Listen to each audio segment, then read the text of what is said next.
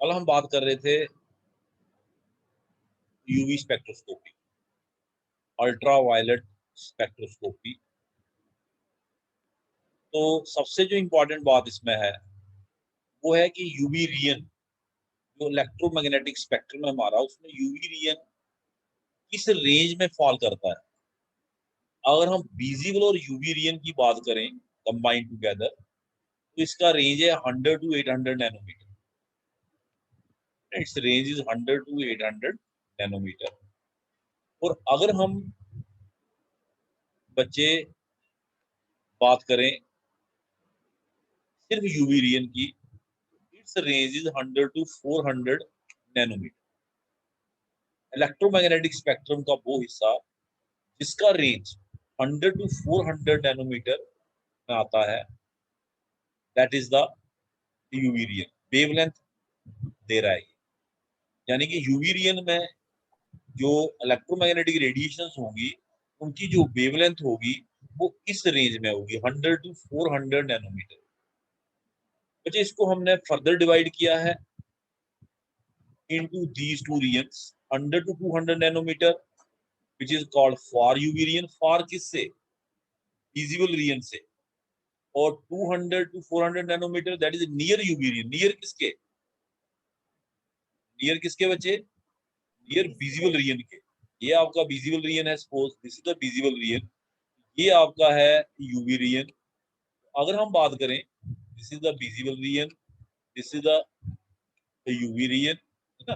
ये 100 to 400 का range आता है। तो यहां से लेके यहां तक ये वाला पोर्शन, ये हो गया फार यूवी रीजन।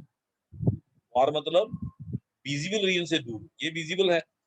और ये वाला रीजन 200 टू 400, 400 टू 800, यहां से लेके यहां तक 400 to 800, that is the visible region. ठीक है। हाँ जी, कोई बच्चा पूछना चाहता है कुछ? ठीक है। तो इसके अलावा मैंने एक और इम्पोर्टेंट बात जो आपको बताई थी कि 200, सपोज आपका कोई सब्सटेंस है वो 200 नैनोमीटर से नीचे एब्जॉर्ब करता है, 200 नैनोमीटर से नीचे एब्जॉर्ब करता है। 200 नैनोमीटर से नीचे क्या प्रॉब्लम आती है? Oxygen stored absorbing, this is the point. कल बताया था मैंने आपको, 200 नैनोमीटर से नीचे ऑक्सीजन एब्जॉर्ब करना शुरू कर देता है। आपका जो स्पेक्ट्रम है वो सही नहीं आएगा फिर, क्योंकि ऑक्सीजन भी अपनी एब्जॉर्प्शन शुरू कर रहा है वहां पे। उस केस में हम क्या करते थे? We flush the instrument with nitrogen. 200 से नीचे अगर आपने एब्जॉर्प्शन स्पेक्ट्रम स्टडी करना है तो you have to flush the instrument with nitrogen. लेकिन 150 से नीचे चले जाएं, you have a substance which absorbs below 150 nanometer, what happens? Again there is a problem। क्या प्रॉब्लम है बच्चे? Nitrogen also start absorbing. Nitrogen के मॉलिक्यूल की रेडिएशंस को एब्जॉर्ब करना शुरू कर देते हैं। 150 नैनोमीटर आपने मॉलिक्यूलर अंडर स्टडी, जिस मॉलिक्यूल को आप स्टडी कर रहे हो, जिसका आप यूवी स्पेक्ट्रा स्टडी कर रहे हो in the spectrophotometer, UV spectrophotometer, तो वो अगर 150 से नीचे एब्जॉर्प्शन करता है अभी प्रॉब्लम आ जाएगी। आपने इंस्ट्रूमेंट को फ्लश किया है नाइट्रोजन से, आपने उसके अंदर नाइट्रोजन भरी हुई है, तो नाइट्रोजन के मॉलिक्यूल भी उसमें हमारा जो गिवन मॉलिक्यूल है वो तो एब्जॉर्ब कर रहा है, साथ साथ में कौन एब्जॉर्ब कर रहा है बच्चे? साथ साथ में कौन एब्जॉर्ब कर रहा है? नाइट्रोजन के molecule. The nitrogen molecule also start absorbing. Nitrogen के मॉलिक्यूल भी बच्चे क्या करना शुरू कर देंगे? एब्जॉर्ब करना शुरू कर देंगे। तो again there is a problem. तो फिर हम क्या करते? हमें वैक्यूम क्रिएट करना पड़ता है। We have to create vacuum. हमें वैक्यूम क्रिएट करना पड़ता to measure the absorptions below 150 nanometre. हमारा यूवी रियन, इस बात को मत भूले कि हमारा यूवी रियन का जो रेंज है that is from 100 to 400 nanometre. ठीक है बच्चे, ये एक इंपॉर्टेंट पॉइंट आपने याद रखना कि यूवी रियन का रेंज क्या है, व्हाट इज द रेंज। और दूसरी बात आपने जो इंपॉर्टेंट याद रखनी, उसमें भी अगर हमने 200 नैनोमीटर से नीचे एब्जॉर्प्शन करवानी है तो फिर हमें इंस्ट्रूमेंट को फ्लश करना पड़ेगा नाइट्रोजन से, और अगर हमें 150 से नीचे एब्जॉर्प्शन करवानी है तो हमें इंस्ट्रूमेंट में वैक्यूम क्रिएट करना पड़ेगा। That is by the region below 150 nanometre is called as vacuum region, हम वैक्यूम रीजन कहते हैं। It is very important. Now the principle of UV spectroscopy, principle इसका क्लियर है बच्चे कि in this region absorption occurs due to excitation of electron from ground state to the higher state. इसलिए इस spectroscopy का नाम क्या पड़ा बच्चे? That is why this spectroscopy is called as electronic spectroscopy. इसीलिए हम इस स्पेक्ट्रोस्कोपी को इलेक्ट्रॉनिक स्पेक्ट्रोस्कोपी कहते हैं। Electronic transition, there is electronic transition from the ground state, electronic transition from the ground state to the higher state, higher energy state. हमने radiations को डाला from the UV region से, some of the radiation get absorbed and excite the electron from the lower state to the higher state. इस वजह से इसमें बच्चे absorption होता। What is the cause of absorption, what is the principle of absorption? तो principle clear है बच्चे कि इसमें जो रेडिएशन का एब्जॉर्प्शन है that is due to excitation of electron. Electrons की जो एक्साइटेशन हो रही है ग्राउंड स्टेट से हायर एनर्जी स्टेट में, इलेक्ट्रॉन जो एक्साइड हो रहे बच्चे that can be lone pair, जिसको हम एन इलेक्ट्रॉन कहते हैं। एक मिनट मुझे अपना बोर्ड जोड़ने दे इसके साथ, ये बार लिखना पड़ता है।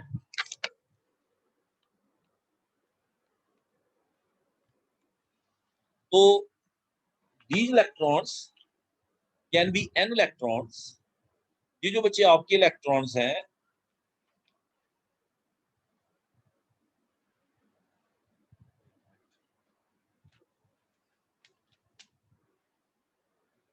sorry, these electrons can be n electrons। n किसको बोलते हैं आप? Lone pairs. Pi electrons of pi bond, sigma electrons. इसलिए जब हम यूवी स्पेक्ट्रोस्कोपी में types of electronic transition, very important question है वो आपके लिए एग्जाम में आता है, very important question, simple question है। तो टाइप ऑफ इलेक्ट्रॉनिक ट्रांजिशन उसमें हम स्टडी करते हैं एन पाई ट्रांजिशन, पाई पाई ट्रांजिशन, सिग्मा सिग्मा ट्रांजिशन, मतलब sigma sigma star, sigma electron excite होके सिग्मा स्टार एंटी बॉन्डिंग में गया, हाई एनर्जी स्टेट में गया, है ना। तो absorption is due to, absorption का मेन कारण क्या पढ़ा बच्चे आपने? What is the reason, what is the principle of this spectroscopy? तो प्रिंसिपल है इसका बच्चे कि this spectroscopy is due to excitation of electron from lower energy state to the higher energy state. So for that excitation, electrons need energy, and that energy they take from UV region, and that is why there is absorption in UV region. बच्चे इस वजह से जो absorption है वो किस reason में होता है? UV region में। तो since the energy absorption is quantized, ये भी आपको पता है कि absorption और emission of energy is quantized, fixed mode में होता है। ये नहीं है कि जितना मर्जी कॉन्टिन्यूसली एनर्जी एब्जॉर्ब होगा। ये आपने 12th में नहीं पढ़ा होगा, क्योंकि हमारी लाइट पार्टिकल्स की बनी है, फोटॉन्स की। तो energy absorption is quantized process with only particular value of frequency will be able to cause excitation. एक पर्टिकुलर वैल्यू कौन सी होगी वो मैं बताता हूँ। जब वो आप यूवी लाइट इसके ऊपर फेंक रहे हैं, इलेक्ट्रॉन ने इसको सिग्मा से सिग्मा स्टार एक्साइटेशन करनी है, तो इसमें एक एनर्जी गैप है, देयर इज एनर्जी गैप। जब ये energy frequency of radiation, UV radiation यानी कि उसके एनर्जी के साथ मैच करेगा तो एब्जॉर्प्शन होगा। तो ये नहीं है कि आप इसको एनर्जी देते रहें, ये एब्जॉर्ब करता रहेगा। कॉन्टिन्यूस प्रोसेस नहीं है। Absorption of energy is not a continuous process. आप एनर्जी देते गए, करता गया, एक स्टेट में उसकी ऐसी एनर्जी होगी कि वो जंप कर गया, that is not the case, वो केस नहीं।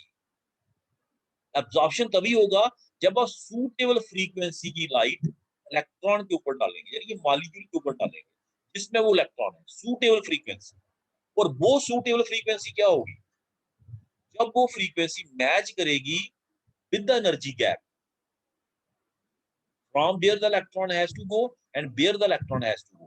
दो ऑर्बिटल जो इन्वॉल्व हैं, उनका जो एनर्जी गैप है उसके साथ मैच करेगी, तो एब्जॉर्प्शन भी लगता है। इसलिए वो लिख रहा है यहाँ पे कि absorption of energy is a quantised process. तो when radiation of correct wavelength, correct frequency, correct wavelength falls on substance, energy will be absorbed, energy absorb हो जाएगी, and electron will be promoted to the higher state, electron promote होके higher state में चला जाएगा। और जो light leave करेगी sample को after absorption will be less intense and intensity will be completely lost। जो light after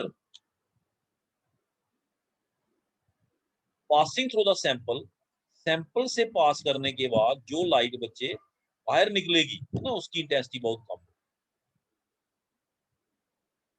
because radiations, some of the radiations of particular wavelength of particular frequency has been absorbed by the sample. जो light हमने इसके ऊपर डाली sample के ऊपर, इस light में से कुछ रेडिएशंस को किसने एब्जॉर्ब कर लिया? हमारे सैंपल में। Our sample has absorbed some of the radiation। जो लाइट बाहर निकलेगी that will be less intense, तो इसकी इंटेंसिटी कम हो जाएगी, उसमें से कुछ रेडिएशन मिस हो जाएगी। इसमें अभी तक जो बच्चे हमने पढ़ा अप टू दिस पॉइंट, क्योंकि ये प्रिंसिपल समझना बहुत जरूरी था। आपका कोई क्वेश्चन है तो बच्चे पूछना, कुछ पूछें। Everything is clear up to this point? शाबाश, हाँ जी बोलिए, बोलिए बच्चे। नहीं, चैट सेक्शन ही ऐसे बोलिए। Yes Yes, sir, sir. कर रहे हैं। हाँ जी बोलिए, ठीक है बच्चे, Yes, sir. ओके। और कोई बच्चा? शाबाश, चैट सेक्शन में तो आप लिख रहे हैं, very good, okay. Up to this point everything is clear to you? Yes, sir. Okay, thank you.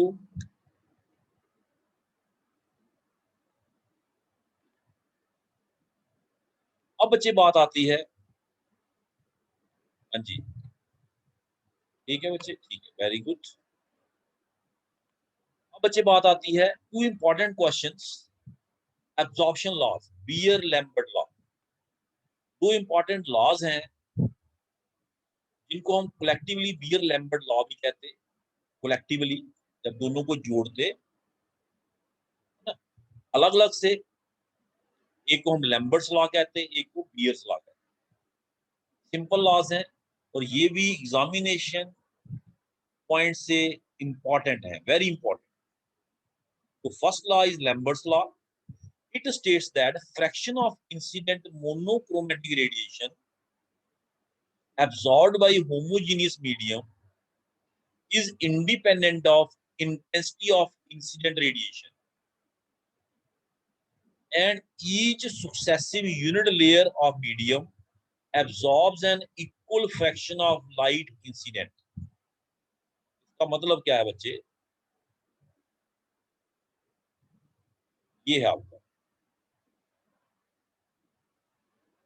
ये कहता है it states the fraction of incident monochromatic radiation. ये आप मोनोक्रोमैटिक रेडिएशन को इसके ऊपर डाल रहे हैं, the absorption is independent of intensity of incident radiation। पहली बात, तो absorption है that does not depend on the intensity। मैंने आपको पहले बताया कि absorption is quantized, जब पर्टिकुलर फ्रीक्वेंसी की लाइट पड़ेगी तभी absorption होगा। इंटेंसिटी पे ये डिपेंड नहीं करेगा, कितनी इंटेंसिटी आपने डाली, बहुत ज्यादा किरणें डाल दी एक पर्टिकुलर फ्रीक्वेंसी की, उस पर एब्जॉर्प्शन डिपेंड नहीं करेगा। एब्जॉर्प्शन तभी होगा जब सूटेबल फ्रीक्वेंसी की लाइट पड़ेगी। Absorption will occur only at that point when is radiation of suitable frequency fall on the sample। और वो सूडो फ्रीक्वेंसी क्या है, मैंने आपको बता दिया कि difference in energy state of the from where the electron has to go and from where the electron has to go. The orbital from where it is jumping and the orbital where it is going. और दूसरा, each successive layer of medium absorbs equal fraction of light which is falling on it. Each successive layer, आप इसको layer में जैसे बांट दें, each successive 1 centimetre की, ये होमोजीनियस मीडियम कह रहा है, याद रखें। होमोजीनियस मीडियम का मतलब है कि हर एक लेयर में नंबर ऑफ मॉलिक्यूल जिसके साथ ये टकराएगा वो सेम ही रहेंगे। Each successive layer, unit layer की बात कर रहा हूं ना, यूनिट मतलब से 1 सेंटीमीटर 1 सेंटीमीटर 1 सेंटीमीटर, तो each successive layer absorbs equal fraction of incident light. Each successive layer absorbs equal fraction of incident light. तो दो चीजें हमने पढ़ी लैम्बर्ट्स लॉ में, एक absorption of radiation by the homogeneous sample of the substance is independent of intensity of incident radiation, and second, each successive unit layer of sample absorbs an equal fraction of incident light. ठीक है बच्चे। दूसरा, it mean absorption is directly proportional to path length, है ना, ये path length पे depend करता है। each successive unit layer same है तो एब्जॉर्प्शन भी सेम है। अगर यूनिट लेयर एक छोटी है एक बड़ी है तो एब्जॉर्प्शन में फर्क पड़ेगा, डेफिनेटली पड़ेगा, ठीक है ना। और हम कर रहे हैं यूनिट लेयर, मतलब 1 सेंटीमीटर 1 सेंटीमीटर 1 सेंटीमीटर ऐसे बात कर रहे हैं। दूसरा, Beer's law, it states that absorption of monochromatic radiation by homogeneous medium, this is very important, the medium should be homogeneous, that is the distribution of molecules in the sample should be homogeneous. So absorption of monochromatic radiation by homogeneous medium is proportional to number of absorbing molecules present in the medium. Number of absorbing molecules, number, और number किस पे depend करता है बच्चे, आप में से कोई बताएगा मुझे? On which the number depend? शाबाश। नंबर ऑफ मॉलिक्यूल सैंपल में किस पे डिपेंड करते हैं? कोई बच्चा? हाँ जी, कंसंट्रेशन के ऊपर। वेरी गुड, बहुत अच्छा। Number depend upon concentration. It mean absorption is directly proportional to concentration. Clear है बच्चे? यहां तक क्लियर होना चाहिए आपको। दो पॉइंट मैंने आपको क्लियर किए यहाँ पे। What are the 2 points? के absorption of the monochromatic radiation, incident monochromatic radiation by the sample of substance is independent of intensity of incident radiation, and each successive unit layer absorbs equal fraction of incident radiation. दूसरा, absorption of monochromatic radiation is proportional to number of absorbing molecules, that is concentration. दो point बच्चे हमने यहाँ study किए, ठीक है ना। One is absorption is directly proportional to concentration, and second, absorption is directly proportional to path length. एक हमने स्टडी किया कि एब्जॉर्प्शन डिपेंड करता है किस पे, कंसंट्रेशन पे। एक हमने स्टडी किया depend upon path length, path length पे डिपेंड करता है। It mean absorption is proportional to C into L, और A इज इक्वल टू बच्चे epsilon C into L. C is the concentration, L is the path length, and it is usually in centimeter. Concentration is in moles per liter. जब हम concentration की बात करते तो ये moles per litre है, जब हम लेंथ की बात करते it is usually centimetre, that is 1 centimetre. Unit layer बोला ना, 1 सेंटीमीटर। तो हमारा बच्चे लॉ क्या बन गया finally? A is equal to epsilon CL.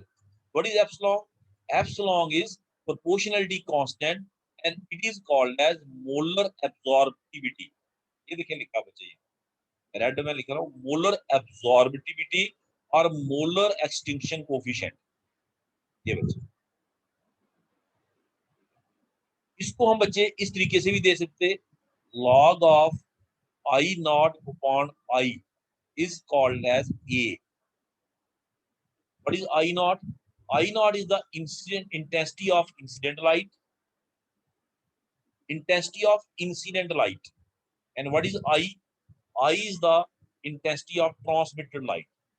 Transmitted. जो लाइट सैंपल से पास होके गई, ट्रांसमिटेड लाइट ना बच्चे। तो ये है, आप इसको इस तरीके से भी लिख सकते, इसका मतलब है, एक मिनट सब मुझे एडजस्ट करने दें, log of I naught upon I is equal to epsilon CF। अब इसको बच्चे कई बार बुक्स में ऐसे ही मिलता, I naught upon I is proportional to C, I naught upon I is proportional to L, फिर दोनों को कंबाइन किया, log of I naught upon I is equal to epsilon CF, and log of I naught upon I is called as A, इसी को बोलते हैं, which is called as absorbance और optical density, और इसकी वैल्यू होती है 0 से 2 तक। ये है बच्चे इंपॉर्टेंट पॉइंट। अगर इसमें भी कोई कंफ्यूजन है तो बच्चे आप पूछ सकते हैं। Up to this point is it clear? शाबाश, बोलिए बच्चे, up to this point is it clear? Yes, sir. Okay, Yes, sir. Thank you बेटे। तो मैं इसको मिटा देता हूँ, अगर किसी बच्चे ने स्क्रीनशॉट लेना ले लीजिए, अदरवाइज कल मैं अपलोड नहीं कर पाया था आपका इसमें क्लासरूम में, आज मैं कर दूंगा। अब इसके बाद क्लास के बाद पहला काम यही करूंगा। आज आपके लिए बच्चे छोटा सा असाइनमेंट रहेगा। असाइनमेंट क्या होगा, आपने देखें,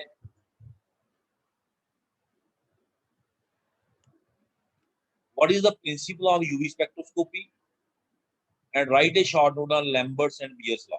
बस, या बियर लैम्बर्ट्स लॉ इकट्ठा करके लिख लीजिए, write a short note on Beer Lambert's law. छोटा सा आपके लिए बच्चे आज क्वेश्चन है, तो ज्यादा मुश्किल नहीं, छोटी सी असाइनमेंट है। अब बात आती है बच्चे limitation, limitations of this law, Beer Lambert's law जिसकी बात की, कहता है ये लॉ तब ओबे नहीं होता बच्चे जब मॉलिक्यूल में different molecules in the sample have equilibrium, different molecules in the sample have equilibrium. बच्चे एक फोन आ रहा है, एक फोन अटेंड कर लो।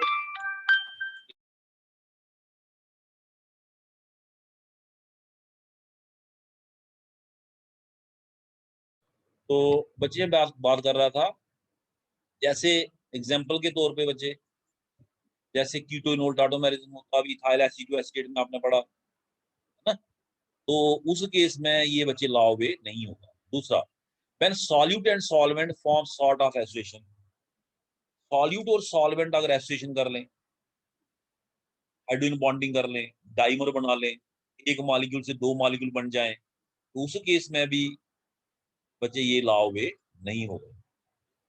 There is thermal equilibrium between ground state and long lying excited state. अगर दोनों के बीच में थर्मल इक्विलिब्रियम हो, एक्साइटेड स्टेट जो हमने बात की अभी बच्चे, excited state and ground state, यहां से इलेक्ट्रॉन गया ग्राउंड स्टेट, जिसमें इलेक्ट्रॉन गया वो होगी एक्साइटेड स्टेट। उनके बीच में अगर इक्विलिब्रियम रहता है, थर्मल मतलब इलेक्ट्रॉन जा रहे आ रहे ऐसे करके, तो उस केस में भी बच्चे ये लॉ वे नहीं होगा। This law fails in case of fluorescent compounds. Fluorescent compounds होते हैं बच्चे लाइट इमिट करते हैं,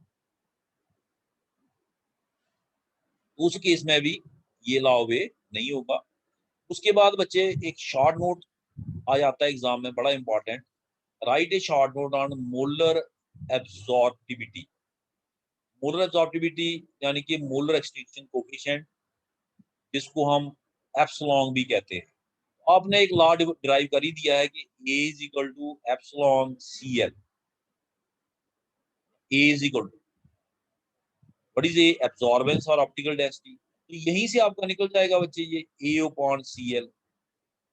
CL बच्चे ऐसे नहीं लिखना, मैं गलत कर गया, ये क्लोरीन पढ़ा जा रहा है ना, तो आप भी ये गलती ना करें एग्जाम में, कई बार हो जाता है ना जल्दी जल्दी में। तो A इज इक्वल टू, आपने पढ़ा है बच्चे कि A is equal to epsilon CL, sorry फिर मैं गलत कर गया,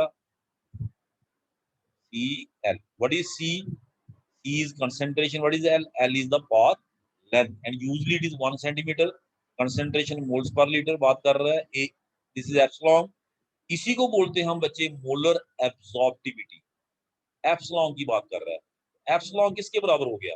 A/CL। सिंपल, कोई ज्यादा मुश्किल नहीं, ऑलरेडी आपने ड्रा किया है। और फिर इसका बच्चे ये किस्म से यूनिट निकाला हुआ है।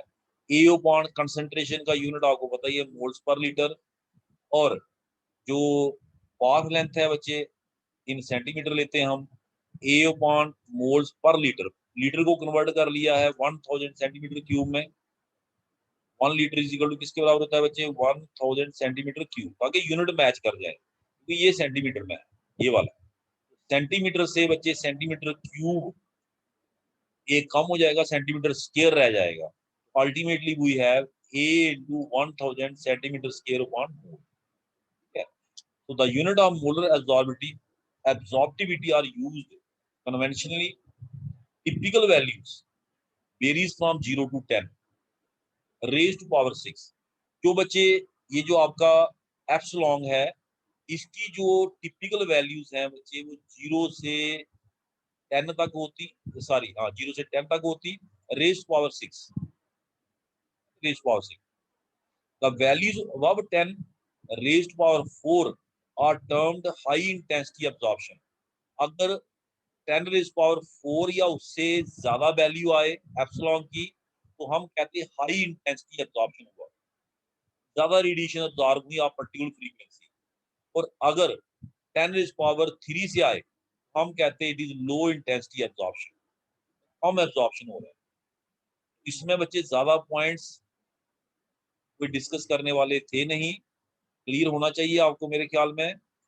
ऑलरेडी आपने एक मैथमेटिकल एक्सप्रेशन ड्राइव की हुई है, A is equal to epsilon CL, और epsilon is equal to A/CL। C is the concentration in moles per liter, L is the path length in centimeter।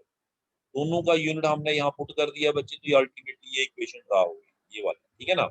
उसके बाद जो इसकी वैल्यूज हैं, टिपिकल वैल्यूज, टिपिकल लिखा हुआ बच्चे, ये साइकिल नहीं है, टिपिकल वैल्यूज। वो रेंज है इसका बच्चे 0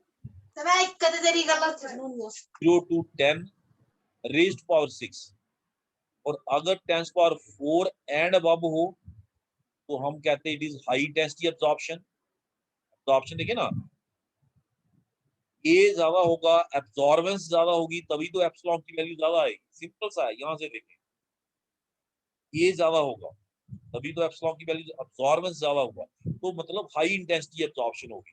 और अगर 10 पावर 3 से नीचे आए, it mean it is low intensity absorption. तो आज के लिए आपका जो असाइनमेंट है बच्चे, छोटा सा असाइनमेंट है, क्या है वो?